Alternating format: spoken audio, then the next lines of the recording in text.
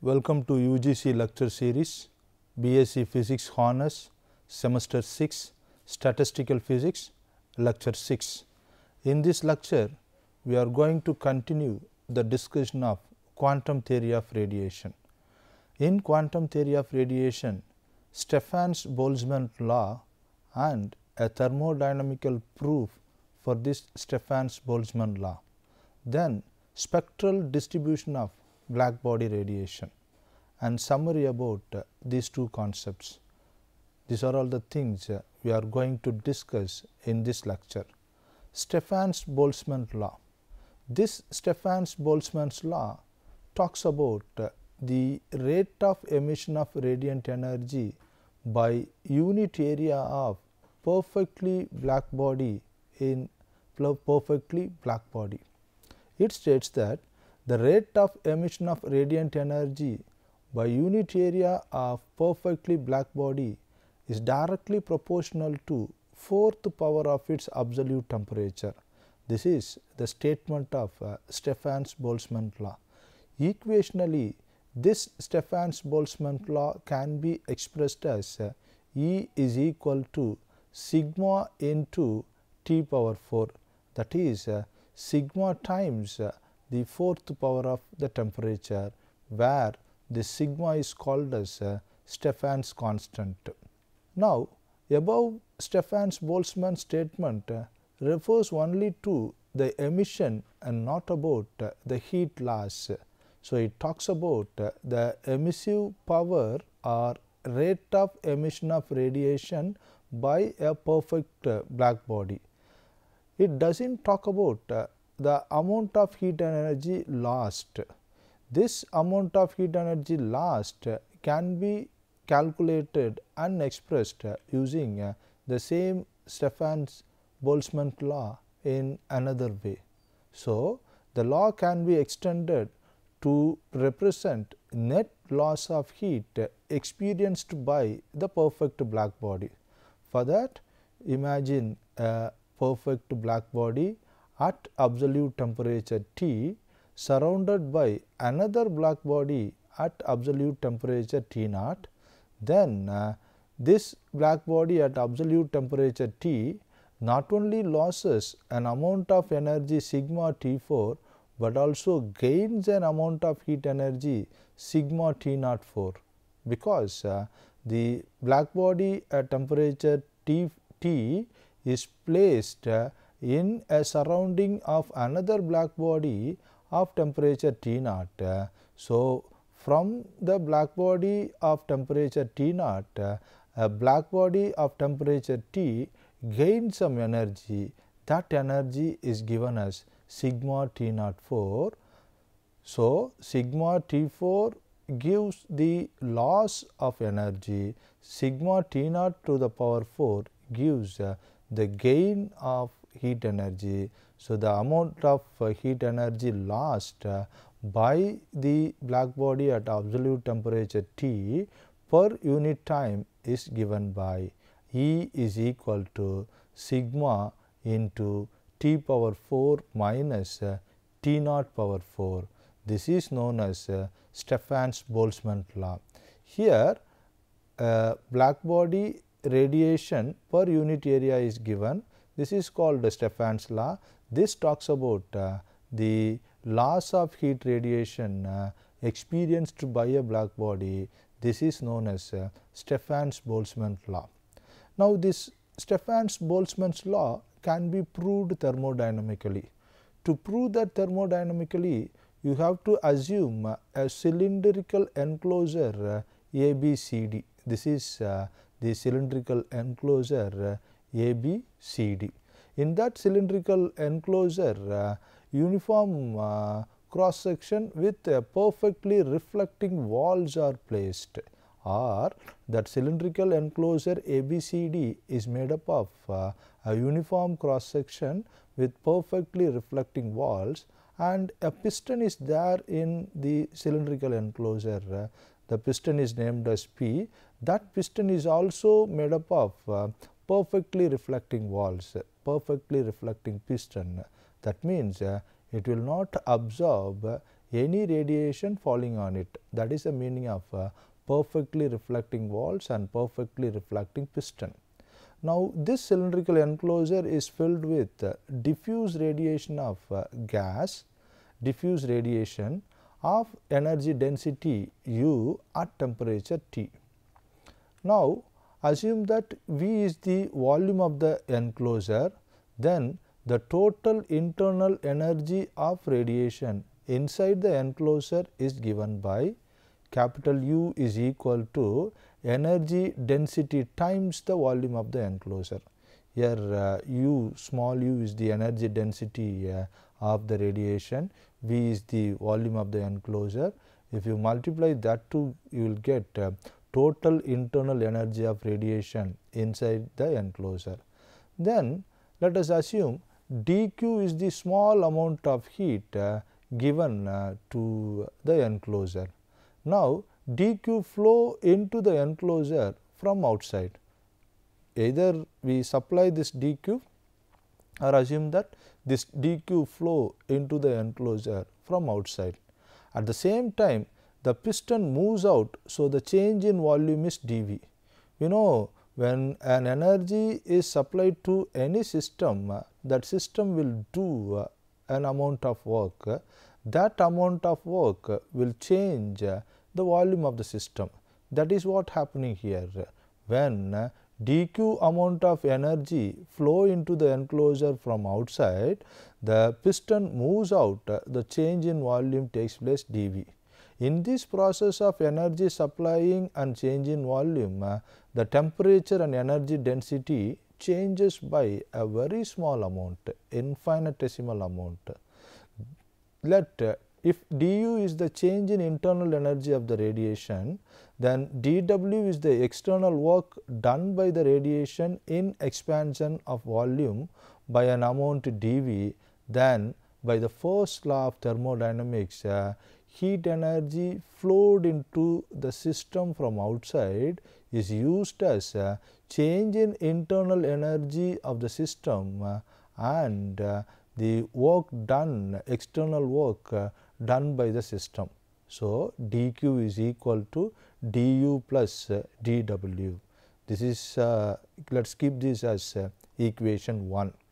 But we know that internal energy is equal to energy density times the volume of the system, and dw is equal to p dV, where p is the pressure of the radiation. Now, substitute this dw value and u value in the first law of thermodynamics. dq is equal to du plus dw. We learnt that capital U is equal to uv, that uv is substituted here, and dw is equal to p dV. Here you got dw, value p dV is substituted. So, the first equation will change like this. Now, pressure of the diffuse radiation is P is equal to 1 by 3 into U. Therefore, dq is equal to d of uv plus 1 by 3 u. Instead of this P, 1 by 3 u is substituted, 1 by 3 u dV. Now, differentiating this, we get u dV plus v du. Here uv rule, that is the product rule of differentiation is applied. So, u is kept as it is initially, then v is differentiated, we got dV, then v is kept as it is initially, then u is differentiated, we got du, then this u dV remains as it is. Now, here you got 1 by 3 u dV and a single u dV. If these two are added, we will get 1 by 3 u dV and v du. So, ds is the change in entropy of the radiation. So, from the first law of thermodynamics, we got dq is equal to v du plus 1 by 3 u dV. Now, let us come to the second law of thermodynamics. That second law of thermodynamics relates the change in entropy with the the heat energy supplied or change in heat energy between the temperature. Equationally, it can be denoted as ds is equal to dq by t. Keep this as equation 3. Substituting the value of dq from equation 2 in equation 3. Equation 3 is the change in entropy equation. The value of dq is this one, u dv plus 1 by 3 u dv. So, this will become ds is equal to v by t du plus 4u by 3t into dv. So, the change in entropy in terms of change in internal energy and change in volume is expressed by this equation. Keep this equation as equation 4. From this equation, it is clear that the entropy is a function of two independent variables u and v. That is, entropy is a function of u and v. This is the mathematical denotation of entropy as a function of two independent variables u and v. Now, this can be partially expressed like this, that is ds is equal to dou s by dou u into du plus dou s by dou v into dv. Keep this as equation 5. This equation came from the relation between complete differentiation and partial differentiation, because entropy is a function of two independent variable. So, change in entropy can be expressed as a change in the dependent function. Now, comparing equation 4 and 5. This is equation 5, mathematically obtained one. This is equation 4, obtained from the first law of thermodynamics and second law of thermodynamics. If we compare these two equations, this is also ds, this is also ds, we get dou s by dou u is equal to v by t. That is, change in entropy, partial change in entropy with respect to energy density is equal to the ratio of volume with time, ratio of volume with time. Then change in entropy with respect to volume is equal to 4u by 3t. This is the equation we obtain after comparing equations 4 and 5. As ds is a perfect differential, we can go for the second order partial derivative of the entropy. So, we get dou square s by dou u dou v is equal to dou square s by dou v dou u. This is also an expression obtained from mathematics. Because ds is a perfect differential, we can give this second order partial differentiation also. This can be written as dou by dou u of dou s by dou v, which is equal to dou by dou v of dou s by dou u. Substituting the values of this dou s by dou v and dou s by dou u, we get dou by dou u of 4u by 3t is equal to dou by dou v of v by t. Keep this as equation 8, as t is independent of v, that is, temperature is independent of volume and temperature is a function of energy density only. On differentiating this equation 8, we get 4 by 3t minus 4u by 3t square into dou t by dou u is equal to 1 by t. Further simplification of this expression gives 1 by 3t is equal to 4u by 3t square into dou t by dou u. Further manipulation of this equation gives dou u by u.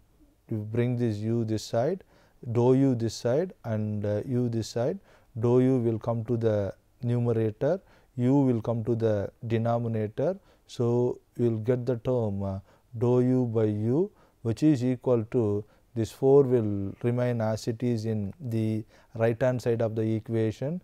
Then this 3t will come to the numerator. So, you will get this 3t and 3t square gets cancels. You will get dou t by t. This is the expression you get after manipulating the thing. Now, integrating the above expression dou u by u is equal to 4 dou t by t, we have log of u is equal to 4 log of t plus log of a, where this log of a being a constant of integration. Then after removing all logs in this expression, we will get an equation like u is equal to a t power 4, u is equal to a t power 4. But it can be shown that the total rate of emission of radiant energy per unit area is related to energy density by the relation E is equal to 1 by 4 u c, where this u is the energy density, then E is the total rate of emission of radiant energy per unit area. This c constant c exists here. This constant c is the velocity of thermal radiation. So, E is equal to 1 by 4 a c t power 4 or sigma t power 4. Instead of this 1 by 4 a c, sigma is substituted. This sigma is called Stefan's constant. The value of this Stefan's constant is 5.672 into 10 power minus 8 joule per meter square per second per Kelvin power 4. This is the unit of Stefan's constant. Like this, we can derive the Stefan's-Boltzmann's law thermodynamically. So, in this explanation, we learnt how to derive the Stefan's-Boltzmann law thermodynamically. We assumed a cylinder. That cylinder is made up of non-conducting, that is perfectly reflecting material. A piston is also there. That piston is also made up of perfectly reflecting material. Then all mathematical manipulations are made using first law of thermodynamics and second law of thermodynamics. Finally, we got E is equal to 1 by 4 a c t power 4. This 1 by 4 a c is taken as sigma, where sigma is called Stefan's constant. Next, we will move to spectral distribution of black body radiation. The spectral distribution of black body radiation talks about the intensity distribution in a particular wavelength range. In the black body radiation spectrum, we learnt that area under each curve will give energy exhibited or energy emitted by a black body at a given temperature. Here, how the wavelengths or intensities are distributed in a particular wavelength range is explained by the spectral distribution of black body radiation. Stefan's-Boltzmann law does not give actual distribution of energy in the parts of the spectrum, but it talks about the proportionality between the energy density or intensity of the thermal radiation and the temperature. Intensity of the thermal radiation or energy emitted per unit time, unit surface area is directly proportional to 4th power of the temperature. This is what Stefan's-Boltzmann law states. But Wien's displacement law gives the distribution of radiation between the wavelength range. So, with the application of thermodynamic principle, Wien worked out a relation expressing the intensity of radiation between the wavelength range lambda and lambda plus d lambda as a function of wavelength lambda and the temperature of the source. This is the definition or statement of distribution of spectrum, distribution of intensity in a wavelength range. Consider a spherical enclosure whose walls reflects perfectly but differently. Let this spherical enclosure be full of radiation of energy density U at a uniform temperature. Then walls of this spherical enclosure moves away with a uniform velocity v, so that the radiation inside it undergo a reversible adiabatic expansion. So, we need to consider a spherical enclosure. Walls of that spherical enclosure are perfect reflector. Then this spherical enclosure contains a radiation of radiation energy density U. Then the temperature of the spherical enclosure is T. Then walls of the enclosure moves away with uniform velocity. Now this temperature is related to volume of the spherical enclosure as V power 3 into T is equal to constant. Find a change in wavelength suffered by a ray on reflection. It is assumed that walls of the spherical enclosure are moving with a velocity v. So, wavelength emitted by the spherical enclosure will undergo a change in wavelength. That change in wavelength can be calculated geometrically. This is the geometrical diagram used to calculate the change in wavelength. In that diagram, AO represents the ray of wavelength incident at an angle theta on the walls. This is that AO. This is the ray of radiation incident on the walls at an angle theta. This AO is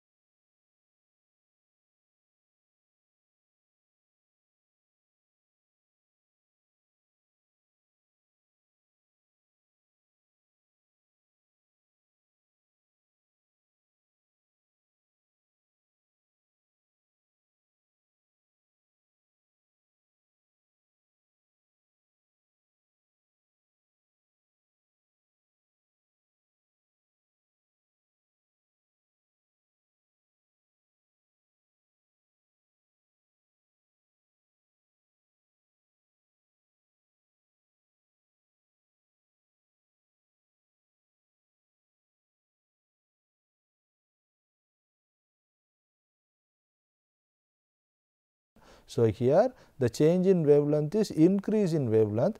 This increase in wavelength is due to one reflection. That one reflection is increase in wavelength is equal to OB plus BN. This is OB and this is BN.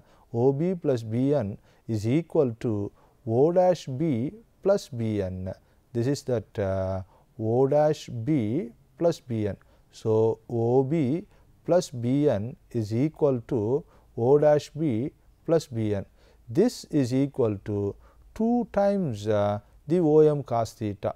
This is the OM, then cos theta. This is the angle theta. So, 2 times the OM cos theta, which is equal to 2 Vt cos theta, which is equal to 2 V lambda by C cos theta, where instead of this T, lambda by C dash is substituted, where T is the time period taken by the wave crest to reach the point C. At the same time period, another wave crest would have reached the point O. So that time period is equal to wavelength lambda by the velocity of the wave, where C is the velocity of radiation.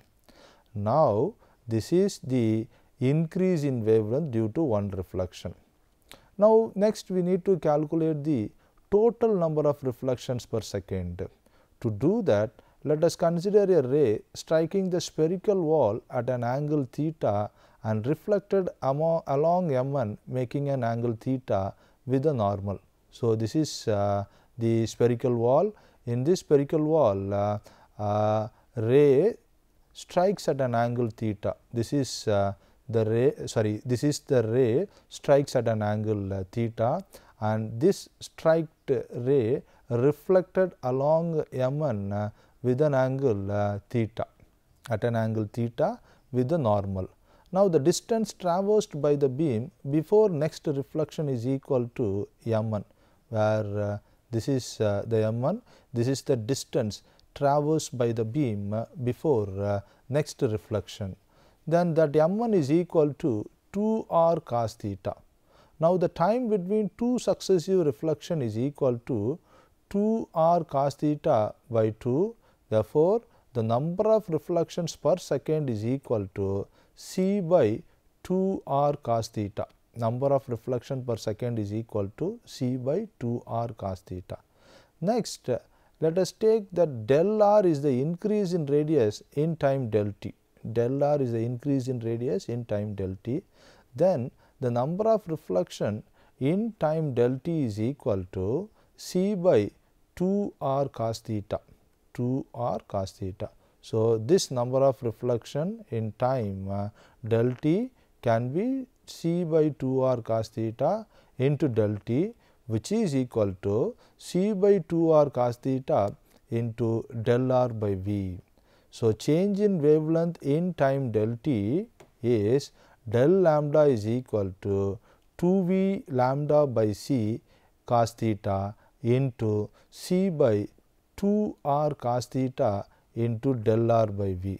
So, this can be further simplified as lambda into del r by r, because this C and this C get cancels, this cos theta and this cos theta gets cancels, 2 and 2 gets cancels, r remains, then a V is here in the numerator, another V is there in the denominator, these two gets cancelled. So, only del r remains in the numerator and r remains in the denominator. So, this expression will reduce to lambda into del r by r. So, this expression can be further simplified as del lambda by lambda is equal to del r by r. So, the change in wavelength with respect to the given wavelength is equal to the change in radius with respect to the given radius. Now, let us take the volume of the sphere as V is equal to 4 by 3 pi r cube. Change in volume del V is equal to 4 by 3 pi r square del r. So, del V by V is equal to 3 times del r by r. So, finally, we got 1 by 3 del V by V. Substituting these values, you will get the final expression as del t is equal to constant. This is the usual form of Wien's displacement law. So, Wien's displacement law explains the spectral distribution of black body radiation. This is the explanation of spectral distribution of black body radiation. Summary. So, in this lecture, we learnt about Stefan-Boltzmann law. Stefan-Boltzmann law states that rate of emission of radiant energy by unit area of perfect black body is directly proportional to 4th power of the absolute temperature. Then distribution of radiation in spectrum is explained. Wien's displacement law states that lambda m into t is a constant.